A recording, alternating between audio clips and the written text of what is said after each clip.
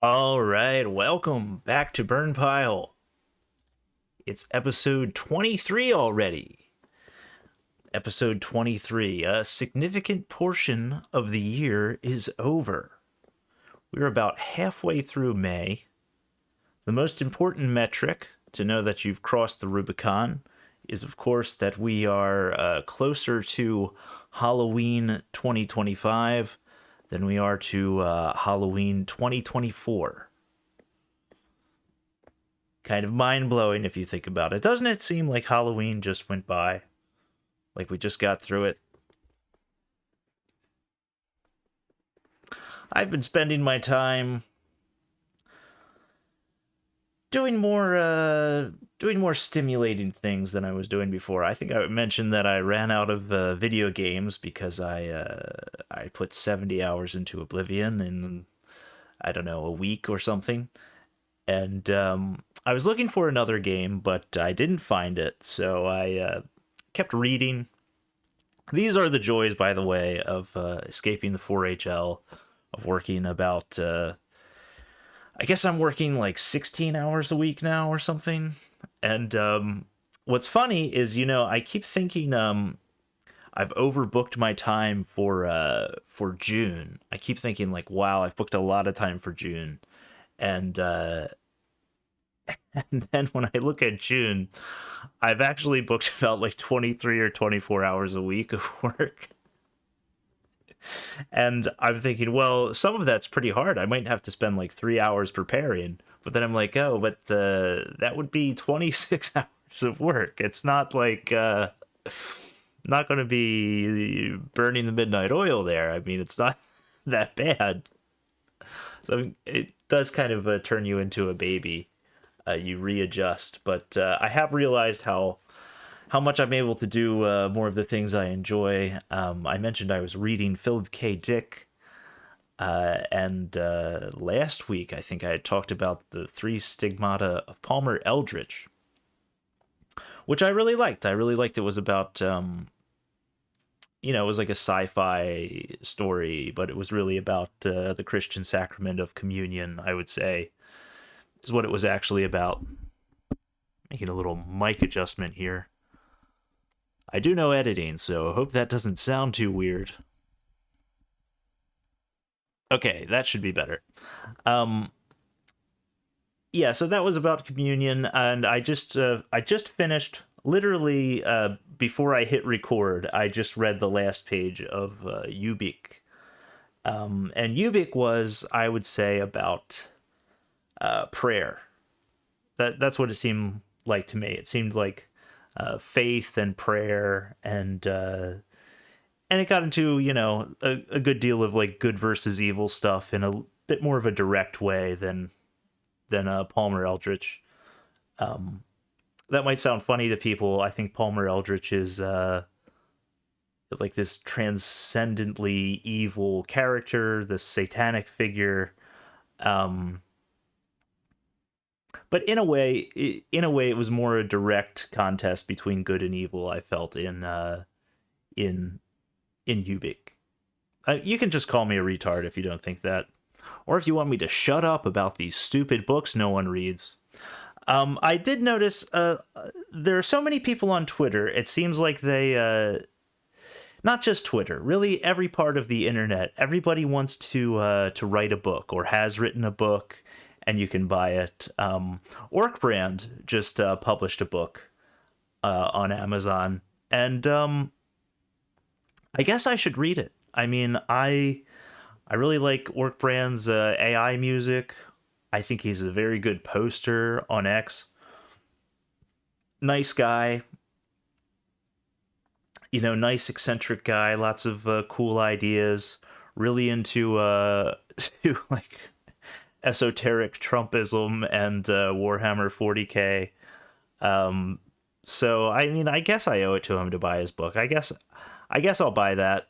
If you, I don't know, if I feel like I go down this path where I start getting all these books, these ebooks these guys put out, and like talking about them on my podcast, it could kind of become a thing. It could kind of dominate what the whole podcast becomes, which maybe wouldn't even be a bad thing. I just don't know if I really want to do it.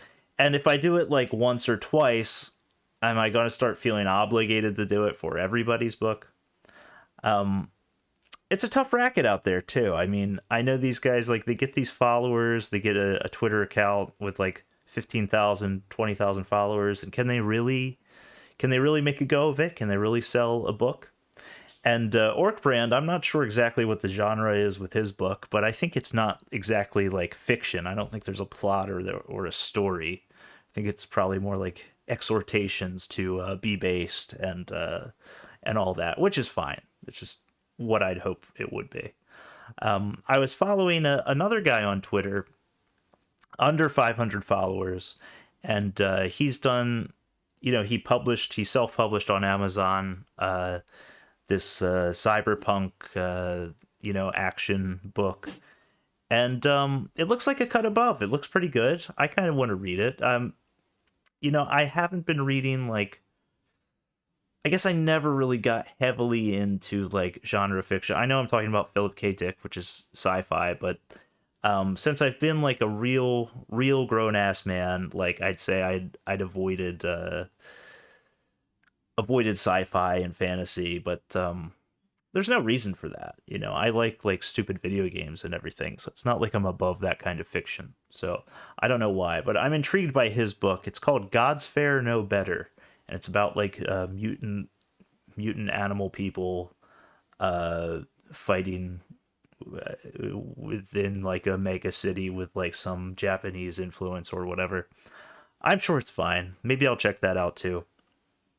But it was interesting because that guy is kind of talking about his experience trying to sell these books. So he talks about the software he uses and he talks about the software. I saw like one tweet recently where he mentioned the software he uses to format his books and put them up there, and to buy ads. I think he's like spending a lot of money and he's buying ads, and he'll post like, "Oh, I sold 7 books today. I sold 10 books today," and I assume he's talking about his ebook. And I think his ebook, it's like $5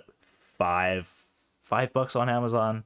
Right, so Amazon takes their cut. Let's say he gets $4 of that. So, that could be like $40 in a day. And, he's saying like he's going to build a catalog there. He's going to have like, he's just writing every day, and he's going to publish his own book, and, or rather publish his own books, keep publishing them. And then, it really could provide a nice living for him. And, it's like, it's nice to see some people get some dubs on the board. I like to see that, but it just seems like everybody's trying to do it. Everybody's self-publishing on Amazon. People who are smart, people who are dumb. It's weird.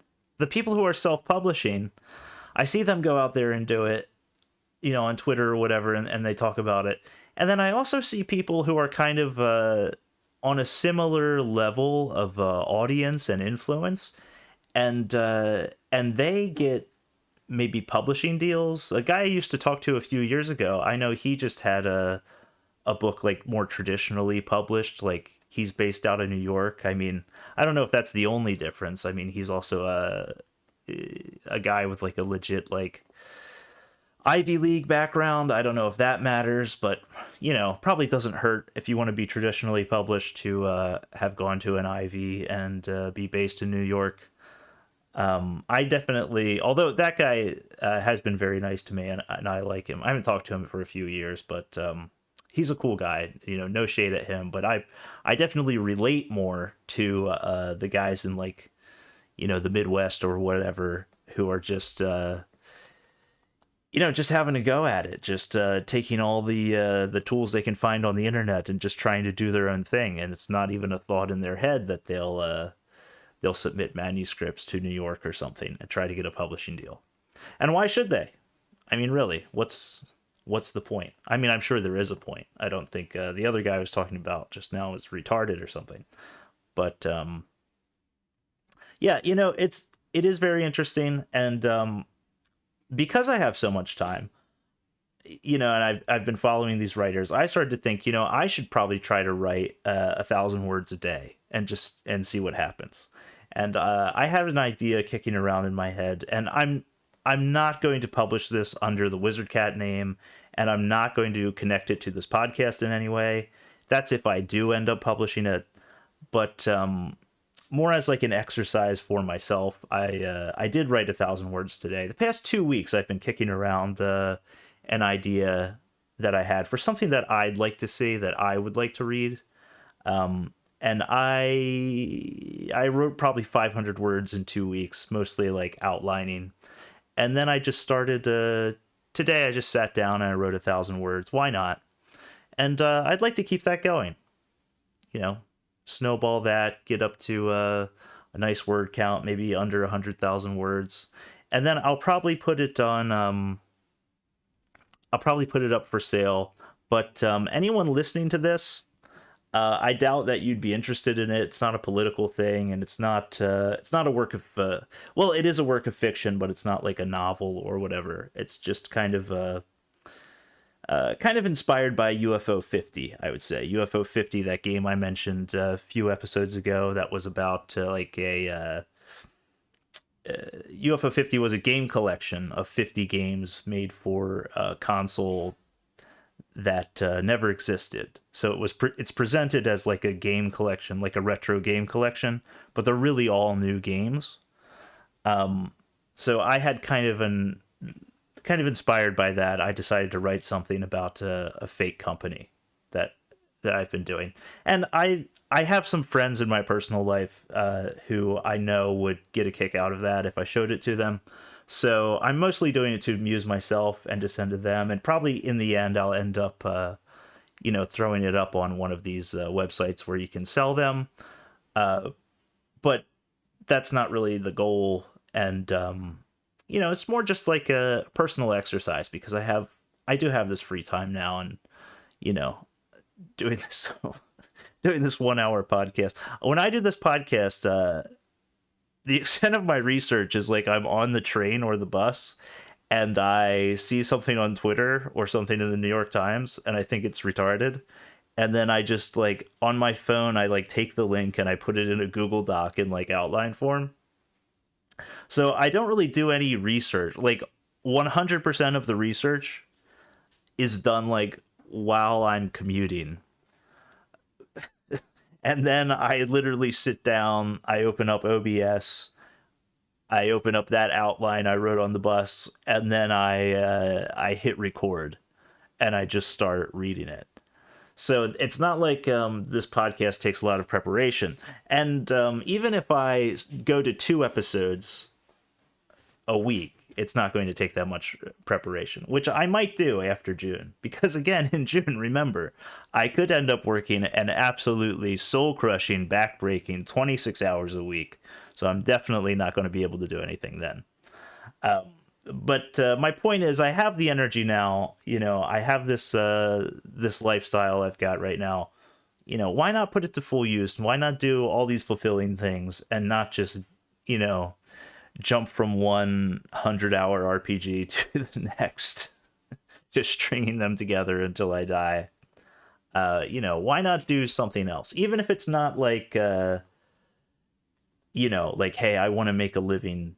Like, I already make a living.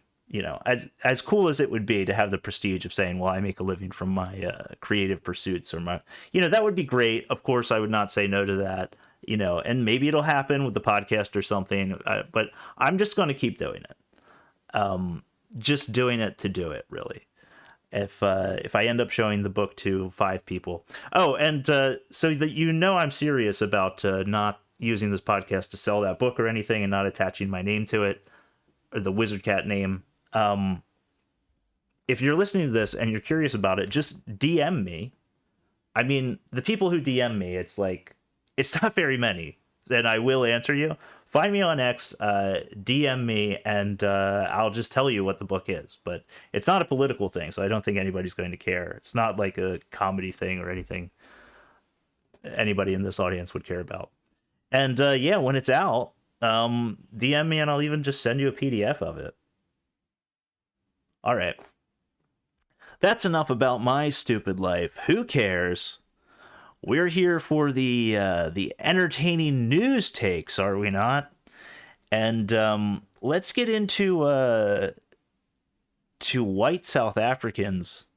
I think I've mentioned several times that I happen to know and have met and am friends with multiple South Africans, many of them white, not all of them. Might surprise some of you. Well, look at that. You thought that I was racist, didn't you? But no, it's not true. I've had interactions with black South Africans that were very positive, very friendly with them, and with well, here's what's fun. Here's why.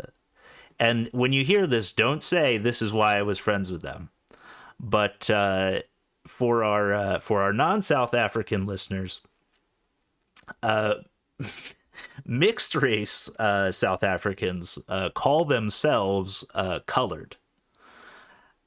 They call themselves colored people, which is fun, and it is fun to hang out with them and call them that to their face while you're hanging out with them. And it is a benefit of being friends with them. You can do it. You can do it, and then when someone looks at you, you can be like, hey, you're ignorant.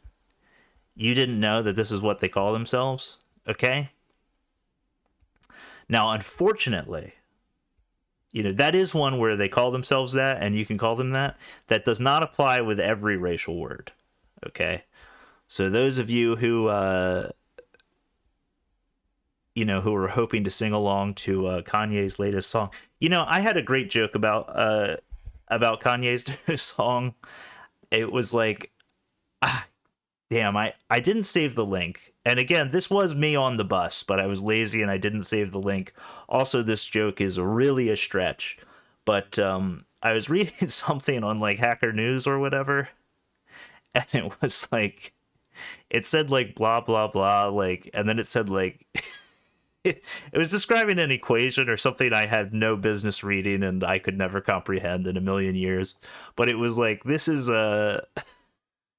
It said this is an N-wave fluctuation, and I was going to like pretend to be interested in that story just so I could get to the joke of like an N-wave fluctuation. That's what I call it when I edit in and then edit back out Kanye's new song from the intro of this podcast. But it's too much. It is too much of a stretch, but I thought you should know that a little behind the scenes. That's how the show gets made. That's how we do it. But anyway, white South Africans granted refugee status by Trump. What we know. Hey, but wait a second. We're granting white South Africans refugee status. What about their Asian wives? That's what I would ask when thinking about the ones that I know in my life. But no, this is talking about ones who stayed in South Africa, which, I mean, was crazy in the first place. If you're a white person and you're staying in South Africa, it's insane. I mean, I do have a selection bias here because obviously all the white South Africans I talk to left. But they say it would be insane to stay. Okay, so white South Africans, they're an ethnic minority. They've been there for hundreds of years. If the ones I talk to are to believe... no editing. If the ones I talk to are to be believed, they were there. They made the areas they live nice places to live. And then tribes that were never there before migrated from other places, and they're now saying like, well, we're native, this is Africa, and we're black, and then we're going to kill you, And they have that that chant, like kill the farmer, kill the bar. I think it's pronounced. It's BOER. And I heard a South African I know who like sounds more Afrikaans, like he speaks with like an accent and sounds German. He pronounced it like bar or something. Like it almost sounded like bear, like or a bear, like BEAR. He pronounced it that way, and then I repeated that in front of another South African guy I know who speaks with a more like British sounding accent, and he was like, "Oh, you mean the bar?" And I'm like, okay, well, I'm just not going to pronounce that word. I'll just call them farmers. But it's hard because there's a chant that the black politicians say that says like to kill them, and they use that word. And you know, when you've got a political party chanting to kill you, it's not positive. It's not good. But anyway, they've got refugee status now. I guess they can come, which you know, I look at that and I just think, you know, what America actually needs is like it's like poor people from India and criminals from Venezuela. Why are we getting like hardworking white farmers? I thought we were trying to drive them extinct. What the hell is going on? No, but really, I mean, what's the problem? I mean, obviously, it's like a slam dunk. It's like a good population, you know, low criminality, you know, good people, hard workers. I like them. I've always been pro refugee. I've always no, but really, I think it's good. Doesn't seem bad. I do want to say, hopefully, we'll get some kind of viral video of a Black American person telling like blonde-haired, blue-eyed Afrikaner refugee to go back to Africa. I'm really looking forward to that. That's going to be my, you know, one of the videos of the year. I'm going to really like that. I mean, you know, what is a native person anyway? This is what always pisses me off with like the Native Americans, and they say we stole their land or whatever. And it's like you dig up the bones of like the people in whatever area those Indians are in, and it's like a totally different ethnic group. And it's like, yeah, it's not your land always for all eternity because you genocided the tribe that was there 100 years before white people showed up. That's not how anything works, retard. All right, let's go on. Episcopal Church. Episcopal Church refuses to resettle white Afrikaners, ends partnership with U.S. government. It's according to Religion News. In light of our church's steadfast commitment to racial justice and reconciliation and our historic ties with the Anglican Church of Southern Africa, we are not able to take this step, the presiding bishop of the Episcopal Church said in a letter. The Episcopal Church, was that the same stupid bitch that Usha Vance was rolling her eyes at? I think she was Episcopal, wasn't she? Way back in that classic episode of the pod, that classic ep. Yeah. The Episcopal Church, they're the super gay one. They're like they got these you know, bishops with like rainbow flag robes on, and they're like, Jesus, you know, he wants you to be gay and he hates white people. They're kind of captured by this thing.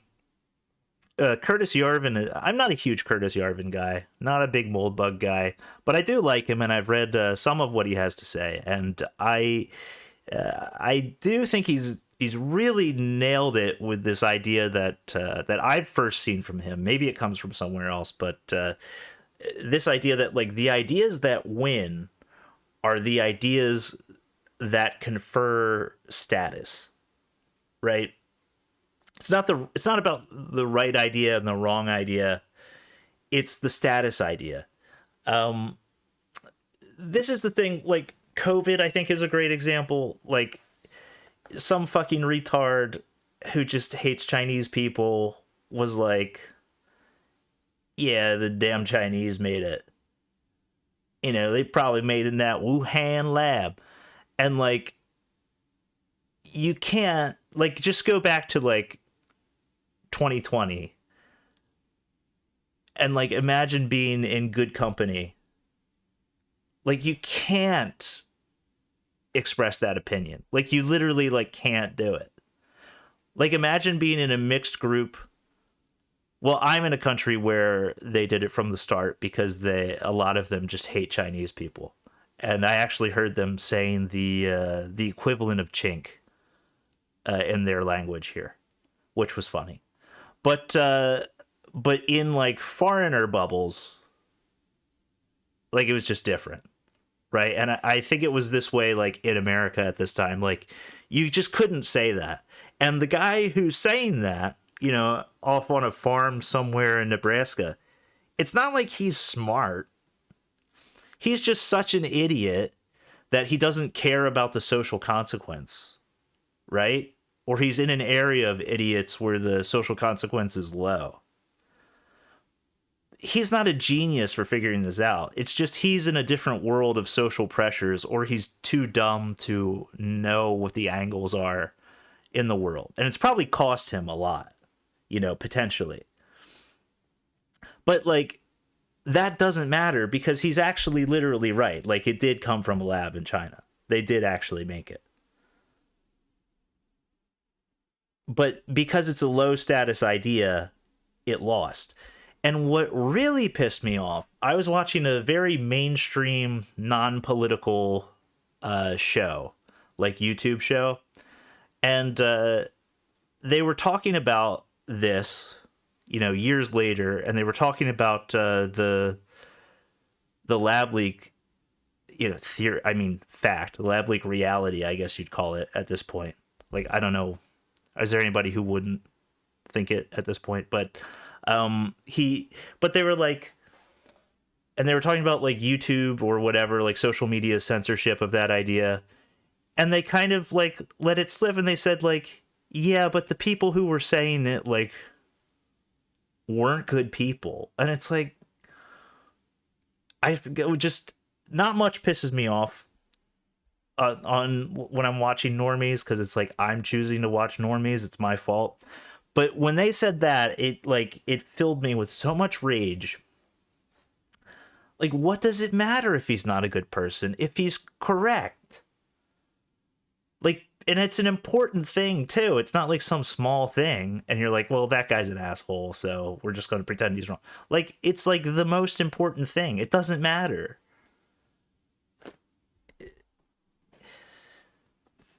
And you know, it's like that way with racial things. That's just the reality. If you engage with the reality of heredity, let's say, and the implications of heredity, if you were to speak out loud what the obvious implications of basic heredity are, like, for example, IQ being an inherited trait, then you would be signaling to the world that you're an idiot and that you are low class. And you will lose. The Episcopal Church is very much captured by this. So even if it's objectively true that the white South Africans should absolutely get refugee status, it's good for America, it's good for them. Well, why is it good for America? Well, think about it. And the Episcopal Church, they're just the worst for this. They're just, it's total status stuff. It's like they have every fashionable idea, despite being Christian, so-called Christian. It's all about, I mean, I wonder if they even do like the Apostles' Creed or the Nicene Creed at this point. Like, I wonder how far it's going to go. Like, I wouldn't be surprised if in like 10 years, the Episcopal Church just got out like, an image of Satan and started worshiping it. Like, it's actually crazy how far they're going. But status isn't everything. You know, being right can be important too. Let's go on to something else here, because now it's Trump. Everything is great. You know, we have President Trump. We have constant, nonstop entertainment. He made his rounds in the Middle East. You've got this video of him being greeted, and these women are like shaking their long black hair. It's like two rows of women, and there's like chanting, and they're all shaking their hair, and he's like confidently walking. And you have stuff like this. It's week after week after week and day after day of gold. But overlooked a little bit. And hear me out on this, okay? Hear me out. Biden's,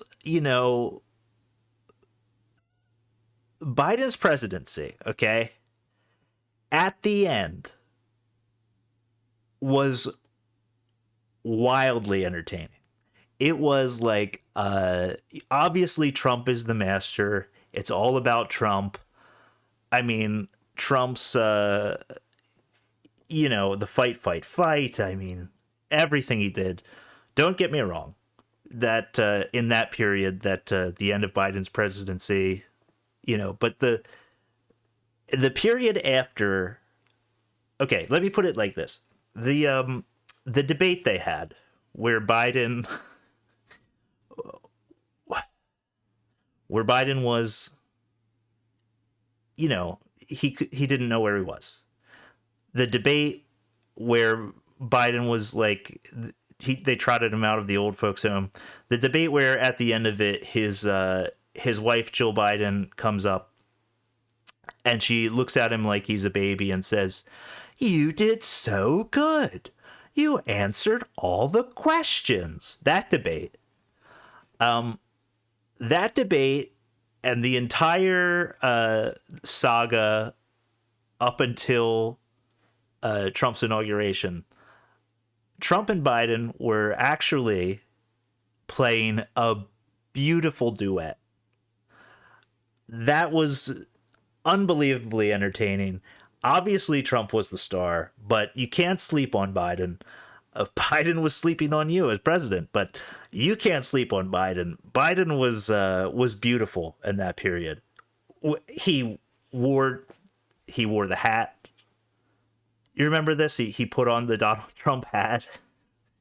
He sabotaged the party so they couldn't have a primary, so that Kamala Harris would get the nomination and would definitely lose because she sucks so much. He was doing really entertaining stuff, and it's, whether intentionally or intentionally, I think a lot of it was intentional. I think a lot of it was the old man having some fun. If you've had an older relative, sometimes their mind starts to go, but at the same time, when they're with it, they're playing pranks. They're getting silly with it. I mean, what the hell, right? Why not? I mean, what are they going to do with Biden, by the way? Like, it's like people who are like, Biden, like, Patriots in control, Biden's going to jail. He's going to jail. He's 100 years old. You're going to put him in jail for 6 months? I mean, I don't care if he was eating babies. Let him just ride it out at this point. And you get to a point with an older relative, they know this, like, their mind's going, but they're still playing pranks. They're still having fun. They've got 6 months left. What, a year, 2 years, 3 years, whatever. They're having fun. That's where Biden was. That's where he was. And this book is coming out. I forget the date it's coming out, like this week or something. So the preview copies have all been sent out. So there's snippets of it coming out. This book about Biden's decline and the cover up for his decline. It's like, the book reviews for it are a big like mea culpa by all the outlets that kind of went along with the fiction that Biden's mind was still working. So they're all going to do a big review of this book and say how great it was and how damning it is. And that's going to be like, instead of like issuing an apology for their horrible coverage of everything, they're going to give like glowing reviews to this book and talk about, they're going to keep using the word damning. They're going to say it's a damning indictment of blah, blah, blah, blah, blah, and Biden's family and the media were complicit, and then the comment section says, well, this newspaper was complicit too. But they never have a big like, oh, we're sorry, we're retarded, we reported on this wrong. It's just going to be, it's all going to be under the banner of this book review for this new book, right? But the book itself, there's some great excerpts from it coming out. And I've got one queued up here from Twitter. Let's see. Okay, so this is from flapper.net, at flapper.net, FLAPPR.net. Okay, I've never heard of this person. I don't know how this got in my feed, but they've got a what looks like an excerpt from the book here. And this is George Clooney having a fundraiser for Biden. Okay, I'm just going to read from it. Okay. George, the assisting aide told the president, gently reminding him who was in front of him.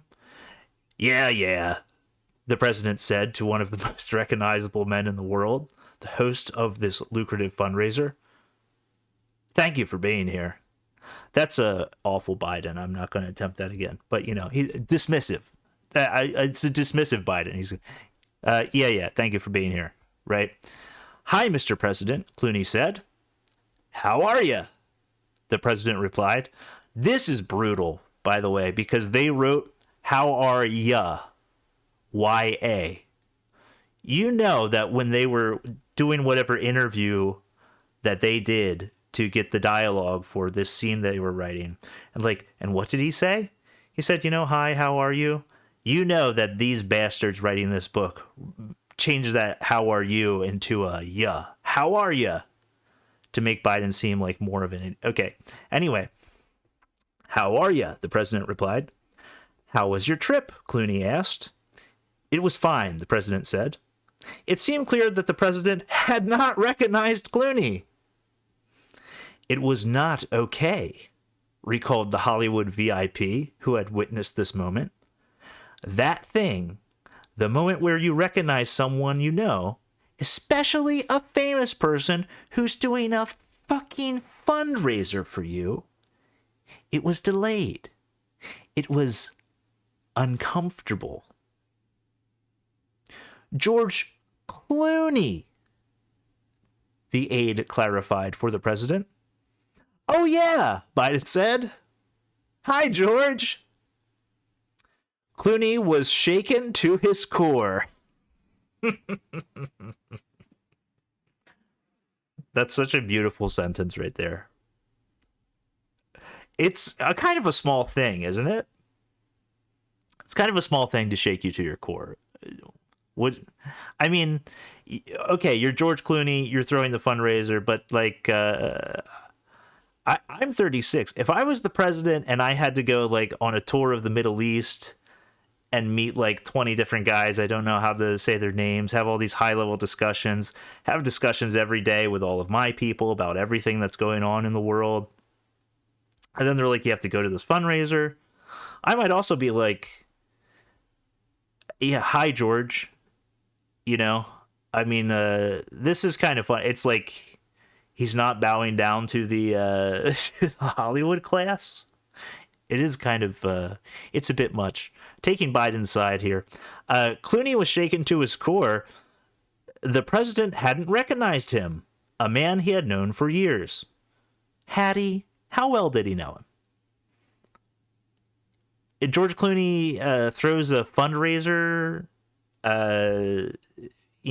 because he wants to, because he married an Arab woman and he wants to run for governor of California in 5 years or something. And so he throws a fundraiser for you every few years and you know him now. Do you really know? Okay, the president hadn't recognized him, a man he had known for years. Clooney had expressed concern about Biden's health before. A White House aide had told him a few months before that they were working on getting the president to take longer steps when he walked. Yeah, we're working on that. Okay. Can you imagine being these aides? This is actually, this would be, I keep saying I'm not a writer. I'm not a comedy writer. I have no ambitions to write movies or TV shows, but this is another one I feel like that would be a really good show. It's just like the show is focused on like the AIDS around a bumbling, aging American president who's like who people really want to succeed, but he just can't do it. This is hilarious to me. Like George Clooney expresses concern about Biden's health, and a White House aide tells him that they're working on getting him to take longer steps. I mean, this little section ends here, but obviously the problem went far beyond his gait. This was much graver. I mean, can you imagine this? You've got to, you're a presidential aide, and you're watching a video of him taking these feeble little old man steps, and then, like, the senior aide comes in, and he's like, guess who I just got off the phone with? And you're like, who? And you're like, George fucking Clooney. It's like, what? What does he want? It's not fundraiser time. He said he's worried about these fucking steps. They look really bad on TV. And you have to look out there. This is okay. And then the camera like follows like our young male leads gaze as he looks over and he sees like Biden like titter tottering like up some steps or something. And then he's like, shit. And then it like we smash cut to like, you know, some cool like theme song thing, and then the episode is like he gets in there and he's like got to show the old man like more confident like longer strides, and he's got to like work on those with him. I mean, this was like these were real jobs for people.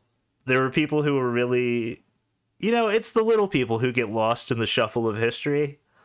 I'm not, you know, in the end, like who's going to write the book about the aides who had to take the calls from George Clooney and then try to make the president take longer steps?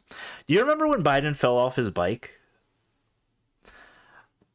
Biden was riding his bike in Delaware, and I was right over the Delaware Memorial Bridge in South Jersey. I was like a 20-minute drive away from Delaware for my whole life before I came to the country I am in now. And he was so he's riding his bike in Delaware, and he like came to a stop to like talk to some reporters, and then he just falls. Like he stops his bike and then he just like falls off. And he's got like this big grin on his face like the whole time. It was the funniest like old man video. And he'd be like, if it happened to your grandpa, you'd be like, Grandpa, are you okay? And then he'd get up and then when he got up and was clearly okay, then you'd start laughing because it'd be like, well, Grandpa's done riding the bike. You know what happened last time? The family'd be telling the story at Thanksgiving, you know. But he did it, and the cover for him was unreal. And I'll never forget this. There was a comment on Reddit, and it's impossible to know if these were bots or if they were just delusional people. But it was like one of the top comments on Reddit. It was like this guy, and he's like, well, I'm in my 20s, and I've done that on my bike so many times. I'm such a klutz. Is like this weird cover for it where it's like, hey, relatable, right? All right, let's move on. Let's go to VPN firm. A VPN firm says it didn't know customers had lifetime subscriptions, and then it cancels them. All right, so there's this company, VPNSecure. I've never heard of them. VPNSecure here, just some VPN company. I use Mulvad myself. I read somewhere, hey, don't ever use a VPN provider that advertises on YouTube or podcasts. And I thought, there's probably something to that. So I subscribed to Mulvad and never looked back. I don't really think VPNs help very much. I pirate a lot of movies, but I'm in a country that I don't think it matters if you do that. But still, why not? $5 a month. I use Mulvad. I've never heard of VPNSecure. I used to have private internet access, and I know there was like NordVPN. That's another one that sponsors a lot.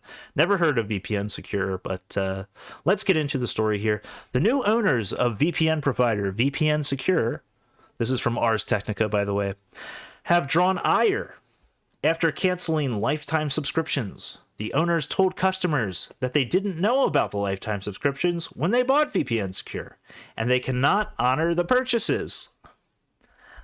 Is that how it works? In March, complaints started appearing online about lifetime subscriptions to VPNSecure no longer working.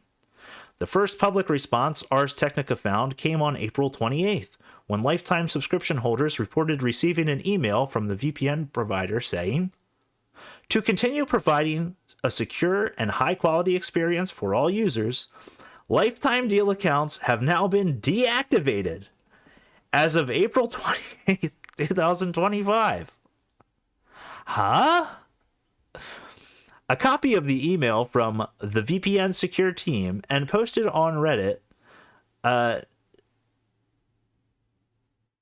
That's not how that sentence should be. Come on, Ars Technica. It should be a copy of the email from the VPNSecure team that was posted on Reddit, not end posted on Reddit. Every time I fucking read one of these things, there's a mistake. I mean, Ars Technica is not a small outlet. Do they have any editor at all? AI wouldn't have written a sentence that way. Come the fuck on. Damn it. Okay. Enough. A copy of the email from the VPNSecure team and posted on Reddit notes that VPNSecure had previously deactivated accounts with lifetime subscriptions that it said hadn't been used in over 6 months. The message noted that VPNSecure was acquired in 2023, including the technology, domain, and customer database, but not the liabilities. What? The email continues, "Unfortunately, the previous owner did not disclose that thousands of lifetime deals had been sold through platforms like Stack Social. We discovered this only months later, when a large portion of our resources were strained by these lifetime deal accounts and high support volume from users who, through part of the database, provided no sustaining income to help us improve and maintain the service. VPNSecure is offering affected users discounted new subscriptions for either $1.87 for a month instead of $9.95, $19 for a year instead of $79.92, or $55 for 3 years instead of $107.64. The deals are available until May 31st per the email." Well, why would they give more money now? Why would I give you more money now? I bought the lifetime one, which you're not honoring, and now you're saying give me... This week, users reported receiving a follow-up email from VPNSecure providing more details. Blah, blah, blah. You get it. Don't trust anything. Marx was right. Capitalism is a failure. No, but really, anytime there's a lifetime subscription to anything, it's bad news. It means they're going to go out of business. Actually, 2 days ago, I was having not dinner, dessert, I would say, with a friend of mine. A friend of mine just had a baby. And in this country, you when you have a baby, you go to after your hospital visit for, you're in the hospital for a day or two with the kid. Then you go to a special like house that's just for new mothers. It's like a little vacation getaway thing. You go there with your baby, and there's people there to take care of you and the baby. So the mom gets like a week or two to kind of rest and recover after having the baby. So I'm pretty sure like the deal is they kind of like you're there constantly with your baby and you get to bond with the baby, but then you also get to rest, like you get to sleep at night, and someone else is taking care of things. So the mom really, when she comes back to the home with the baby in a week or two, she's well rested, she's happy, but she still, was with the baby constantly and everything. So that's the way they do it here. So my friend just happened to be at one of these that very close to where I live. So, she was actually able to leave her baby there and go run out for some disgusting ice cream or something with me. What was it? It was like, I don't know. I think I had a cheesecake and she had something. So I met with her and she was telling me about a scam that she got scammed with. This must have been before she got pregnant. And this is a scam I had read about in the news here. A shop will pop up. It'll be like new yoga studio, and it pops up, and you see all the yoga equipment in there. You see like a couple ladies in the yoga outfits or whatever, and they start taking orders, and they paper the area in these flyers, and they start offering these really good deals, like 3 months of yoga classes, 6 months of yoga classes, and there are people out there who go to yoga every week or multiple times a week, and they spend thousands and thousands of dollars a year on it. So it's not that crazy if you see 6 months of yoga classes and it's the price of like 3 months of yoga classes. It's not crazy to go there and spend a few grand pre-buying those yoga classes, right? And what happened to my friend, I don't know how many yoga classes she bought or what kind of membership she bought, but basically what's been going on in this country is people are opening up one of those, getting all these people to sign up for 6 months of classes, and then going like bankrupt. Like basically just, I don't even think they're officially going bankrupt or anything, just closing the business down and leaving town. And it's happening all over. It's like yoga, Pilates, and even gym memberships. Although I think gym memberships is a little trickier because you'd need to have a place like full of expensive equipment, which I guess you could rent. I don't know, but I just heard of it happening to these women with things, and I had read about this story in the news, it happening in this country, and it really did just happen to my friend here. You got to watch it with these lifetime subscriptions. They're always looking to fuck you. They're always looking to kill you here. Actually, I say this, I bought all these. I probably have like many thousands of dollars worth of Steam games. Probably like Gabe Newell is going to die, and some hedge fund will take over Steam, and I'll need like a Steam premium account to access my games I already bought. It's going to be like $15 a month. And then they're going to be like, oh, did you think you had a lifetime license for those games? So, I mean, I can lecture all of you all day, but nothing will come of it. All right, let's get to our last story then. Baby is healed with world's first personalized gene editing treatment. The technique used on a 9.5-month-old boy with a rare condition has the potential to help people with thousands of other uncommon genetic diseases. Okay, we've gone a long way from woolly tie mice. Remember that episode, Woolly Tie? I was talking about they gene edited these mice to be woolier, and then after I did that episode, maybe 2 or 3 weeks later, they announced that they had dire wolves. That same company announced dire wolves, and the CEO of it went on Joe Rogan, which I'll admit I was a little offended. Why didn't he come on this podcast? I was talking about the woolly mice. He didn't sign up at burnpile.vip. He didn't send me a message on Substack. He didn't DM me on X. I would have let him be on my podcast. Okay? That's a slight to me that I noted. Okay? He chose Joe Rogan over me. Joe Rogan and I are peers, by the way. But we've gone a long way since then.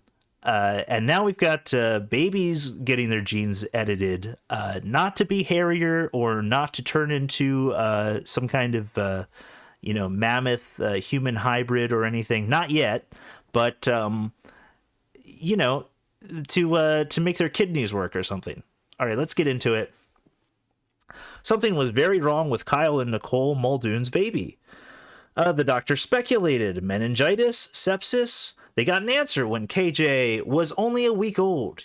He had a rare genetic disorder, CPS1 deficiency, that affects just 1 in 1.3 million babies. If he survived, he would have severe mental and developmental delays and would eventually need a liver transplant. But half of all babies with the disorder die in the first week of life. Doctors at Children's Hospital of Philadelphia offered the Muldoons comfort care for their baby, a chance to forego aggressive treatments in the face of a grim prognosis. We loved him, and we didn't want him to be suffering, Ms. Muldoon said, but she and her husband decided to give KJ a chance. Instead, KJ has made medical history. The baby, now 9.5 months old, became the first patient of any age to have a custom gene editing treatment, according to his doctors. He received an infusion made just for him and designed to fix his precise mutation. All right, so why is the New York Times writing about this story this way? Why do they have a picture of the cute baby with his feeding tube in? Why do they have the opening about the parents and this kind of beautiful moment where they chose life? They chose to hold on to hope and not just get the not just for quote forego the aggressive treatments, but to really want to keep him alive. Like, why would the New York Times, these messengers of Moloch, why would they frame the story this way? You got to watch these guys, because anytime there's something, kind of miraculous going on, they've got an angle, right? Because they would be normally the New York Times, they'd have a story about what a beautiful and great decision it was for parents to let their child die instead of suffering or something. And I'm not even saying that that's necessarily wrong. It could be the best thing. But, like, why are they, these evil demons at the New York Times, writing this story? It was a little unexpected, right? And you're like, oh, Wizard Cat, they're human too. They're not. They're demons from hell. Okay, you got to listen to me. All right? You got to trust me on this one. Okay, but don't worry. By the end of it, we get to the angle, and when we look at the comments, we'll see what the demonic angle is here. Okay, so they did save the baby. That's great. Let's get near the end here. So it's all about how they figured out the gene editing to save the baby. Wow, so cool. The result, okay, here we go. We get to the final few paragraphs at the end. The result is a triumph for the American people's investment in biomedical research, Dr. Ernov said. The researchers emphasized the role government funding played in the development. The work, they said, began decades ago with federal funding for basic research on bacterial immune systems. That led eventually, with more federal support, to the discovery of CRISPR. Federal investment in sequencing the human genome made it possible to identify KJ's mutation. U.S. funding supported Dr. Liu's lab and its editing discovery. A federal program to study gene editing supported Dr. Musunuru's research. Going along in parallel was federally funded work that led to an understanding of KJ's disease. I don't think this could have happened in any country other than the U.S., Dr. Ernov said. Those who worked on saving KJ were proud, Dr. Ernov said. We all said to each other, this is the most significant thing we have ever done. Okay, so you get it now, right? It's because of Trump and Elon. They're evil. They're cutting government funding. They want to kill this baby. That's the angle for the story. That's what they were going for. All right, let's look at the comments. Let's see if the geniuses who write in the New York Times comments section Let's see if they saw through this shallow emotional manipulation, or if they bought it. Let's see. Let's go to readers' picks. Okay, here's 2,418 people recommend the number one readers' pick, also the New York Times pick. This is brilliant. Number 1, immigrant physicians relied on. 2, advanced medical science. 3, in collaboration with university researchers. And 4, supported by federal funding to deliver a miracle cure for this baby. What happens now that the Trump administration is 1, deporting or deterring non-citizen doctors and scientists. 2, baselessly casting doubt on medical science in general. 3, asserting executive control over universities and their faculties. And 4, slashing federal funding for medical research. Again, this is the number one pick here. Hey, if we're going to argue that federal funding can't be slashed because it always supports good things, aren't we going down a bad path here? I don't think this is an argument anyone wants to make, right? I mean, how can you not see through this? This is what pisses me off. The people who read the New York Times do not believe that they would be dumb enough to fall for propaganda, and they fall for it more than anyone, more than your idiot grandmom who watches Fox News all day. They fall for it because they've watched the thing about the baby. They watched the baby with the feeding tube. And so they think that they've come to their own conclusions about federal funding. Hey, retard. Federal funding created COVID, you horse's ass. The war on terror was federally funded. You're an idiot. You saw a picture of a baby and you got tricked because you're a dumb, stupid idiot. I'm glad the baby's okay.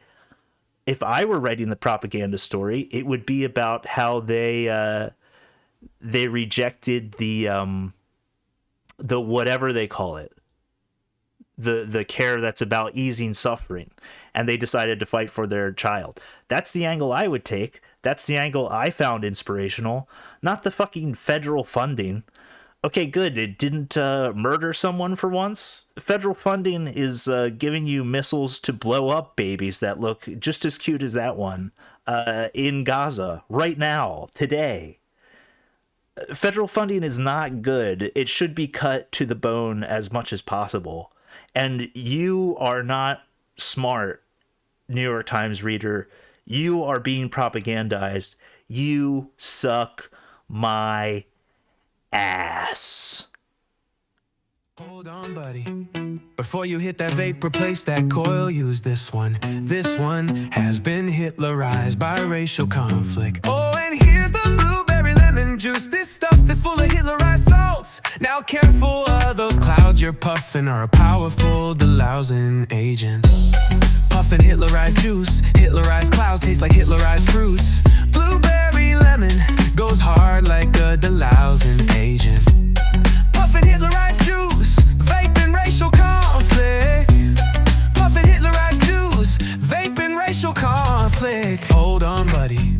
Before you hit that vape, replace that coil, use this one. This one has been Hitlerized by racial conflict. Oh, and here's the blueberry lemon juice. This stuff is full of Hitlerized salts. Now careful of those clouds you're puffing are a powerful delousing agent.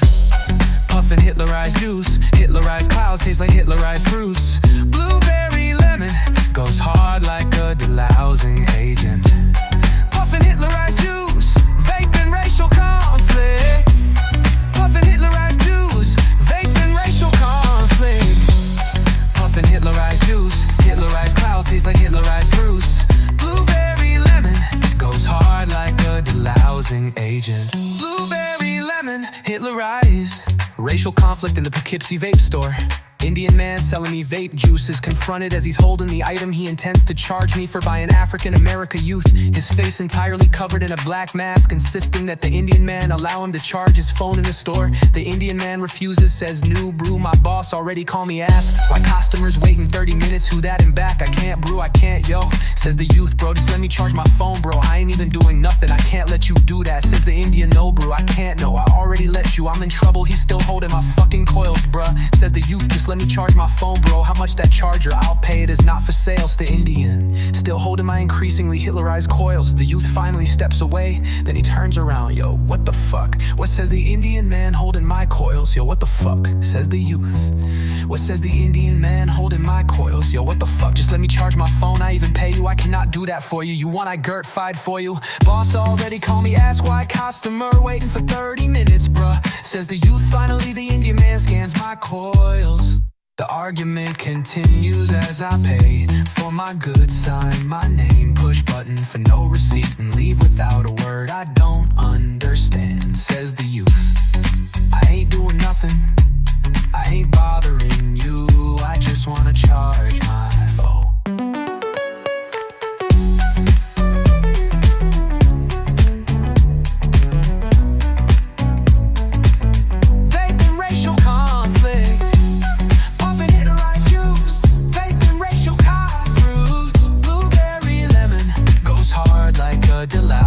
Agent. Blueberry lemon Hitlerized. Bruh, just let me charge my phone. I ain't even doing nothing, bro. Bruh, I cannot do that.